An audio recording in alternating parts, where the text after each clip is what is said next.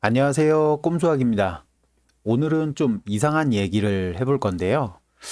너무나도 당연하지만, 아무도 모르고 아무 생각도 안 하는 그런 거에 대한 얘기를 해볼 거예요.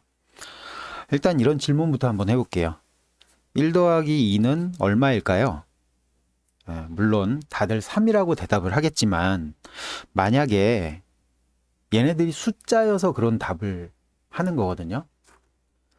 만약에 물 1리터하고 물 2cm를 더한다 라고 하면 얘는 답이 없겠죠. 얘는 계산이 불가능해요.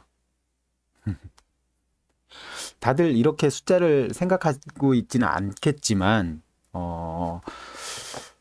생각해 보면 페아노 공리계를 이용해서 1 더하기 2가 왜 1 더하기 1이 왜 2인지를 700페이지가 넘는 분량으로 증명을 한 책이 있었죠. 그쵸? 이런 증명이 왜 필요한지에 대한 얘기거든요. 이런 것들이. 복잡한 그런 얘기를 할 건 아니고요. 미분을 기하학으로 이해하는 방법에 대한 영상을 제가 예전에 올렸었는데, 그때도 이런 비슷한 얘기를 했었어요. 그때 사람들 악플이 되게 많이 달렸었는데, 저는 제 주장은 그거였죠. 미분을 해도, 그 물리량은 변하지 않는다. 넓이를 미분한다고 선이 되지 않고 선을 미분한다고 해서 점이 되지는 않는다. 물리량은 같다라는 주장을 했었어요. 그때 이제 악플이 굉장히 많이 달렸었는데 왜 그래야만 하는지, 그리고 그 내용을 이용해서 계산을 하면 어떠한 이점이 있고 어떻게 활용될 수 있는지에 대한 얘기를 한번 해보려고 합니다.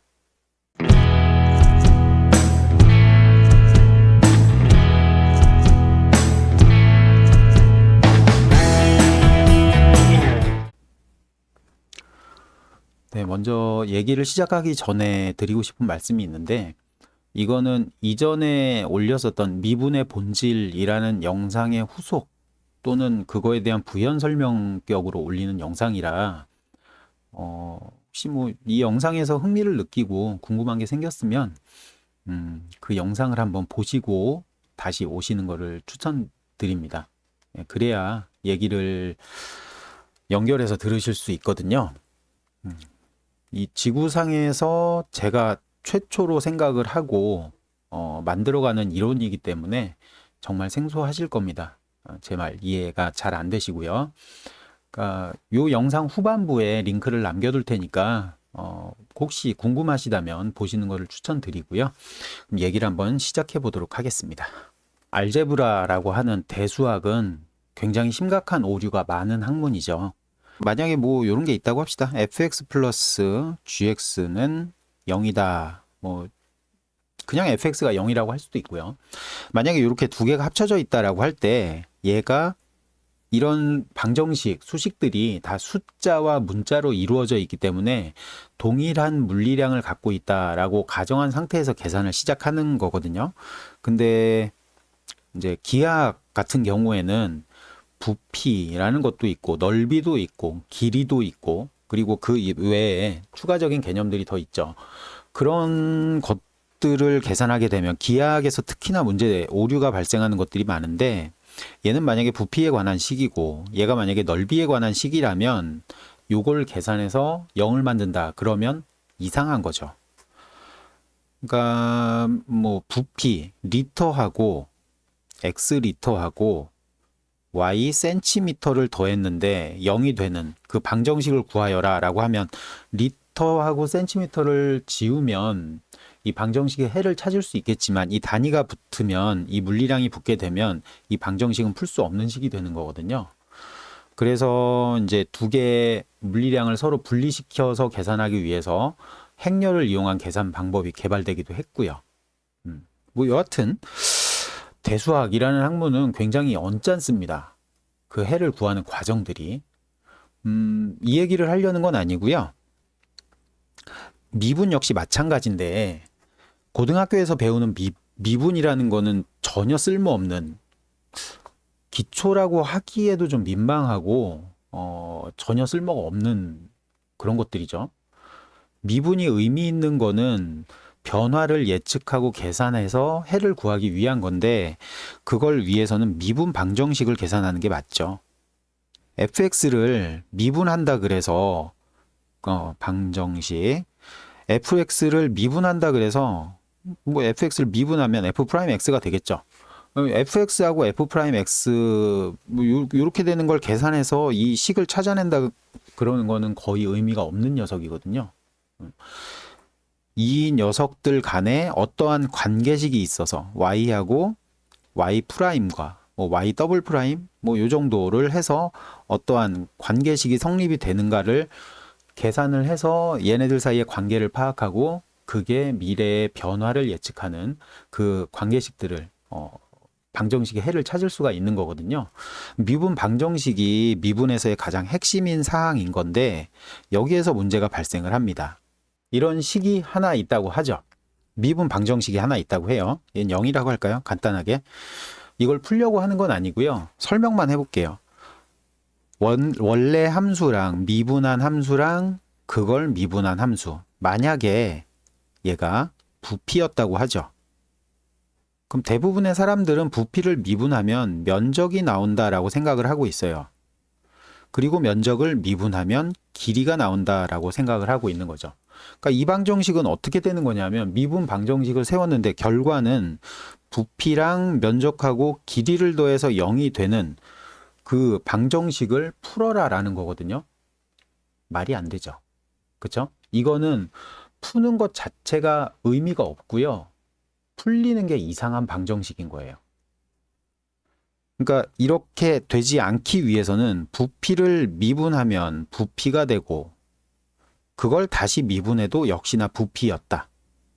그래서 얘네들은 다 부피니까 동일한 물리량을 갖고 있고 그 해를 구하는 게 의미가 있다. 그리고 해를 구할 수 있다라는 식으로 가는 게 맞다라는 거죠. 그래서 제가 주장했던 게 미분을 해봤자 물리량은 변하지 않는다. 그리고 왜 미분 변하지 않는지에 대한 증명도 올려놨었죠. 그건 뭐 프리미엄 영상에서 잠깐 설명을 하긴 했었는데 그런 내용이었던 거예요.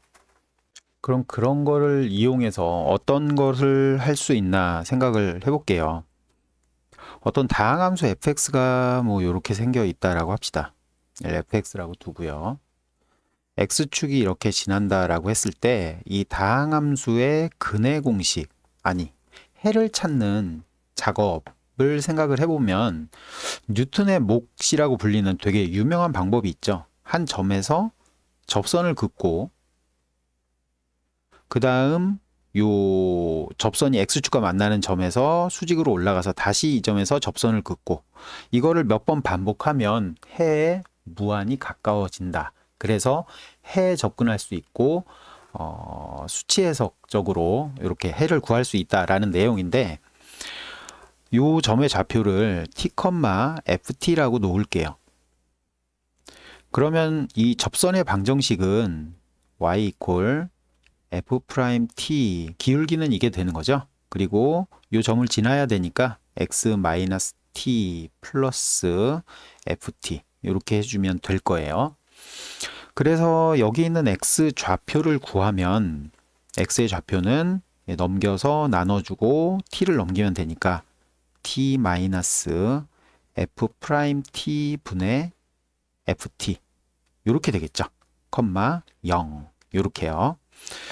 여기에서 이제 요 좌표를 t2라고 하고요. 최초의 점을 t1이라고 할까요? t1 이렇게 여기다가 또 뭐 이렇게 붙여줘야겠고요. 이걸 t2라고 하면 같은 작업을 여기서 반복할 수 있게 되겠죠. 자, 여기서 이 t2라는 녀석을 한번 볼게요.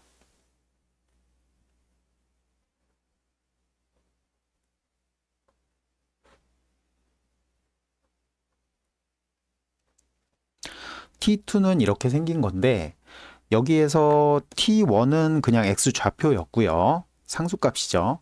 그 다음에 요 녀석을 살펴보면 미분한 거, 원래 함수를 미분값으로 나눠주는 거거든요. 원래 함수값을 미분한 값으로 나눠주는 거잖아요. 요 둘의 물리량이 같다라고 한다면 요거의 의미는 원 함수가 미분한 거에 몇 배냐는 뜻이죠.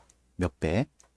따라서 요거의 결과값은 몇 배니까 단위를 갖지 않는 숫자가 되는 거예요. 얘도 숫자인 거고, 그래서 숫자 빼기 숫자는 다시 숫자가 되는 거죠. 얘도 역시 숫자. 그래서 여기에다가 다시 대입했을 때 그 반복되는 무한한 과정이 물리량의 값이 변하지 않는 일정한 그런 값을 갖게 됩니다. 그리고 제가 고안했었던 그 기하학적으로 미분을 접근하는 방법을 생각해 본다면 얘의 의미가 있죠. 그쵸? 그래서 이 과정들을 하나의 공식으로 만들어낼 수 있고 정확한 근을 구해낼 수 있게 됩니다. 고차 방정식의 해를 구할 수 있게 되는 거죠. 이거에 대한 얘기는 너무 길어지니까 이 영상에선 하지 않고요. 나중에 저희 아들, 딸한테 알려줄 겁니다. 고차 방정식의 근의 공식을 구하지는 못한다라는 게 증명이 됐지만 사실 그게 구할 수 없다라는 의미는 아니거든요. 그리고 기하학적인 방법으로 접근을 해서 근의 공식을 찾아낼 수 있는 방법이 있습니다. 분명히 존재하고요. 여기에서는 이제 허근까지 존재하기 때문에 복소평면에서 3차원적으로 접근해야 돼서 계산이 많이 복잡해지긴 하지만 뭐 그냥 계산만 하면 되는 거고요.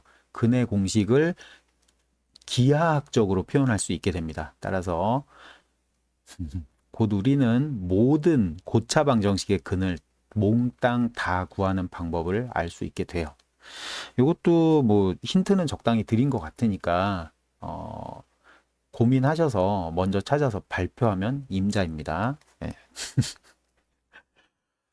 네, 오늘은 여기까지 설명을 하도록 하고요. 이전에 영상에서 누군가 되게 이 내용이 궁금했던 것 같아요. 왜 미분을 해도 물리량이 변하지 않는지 굉장히 궁금해 하셨는데 너무 늦게 답을 올리는 것 같네요.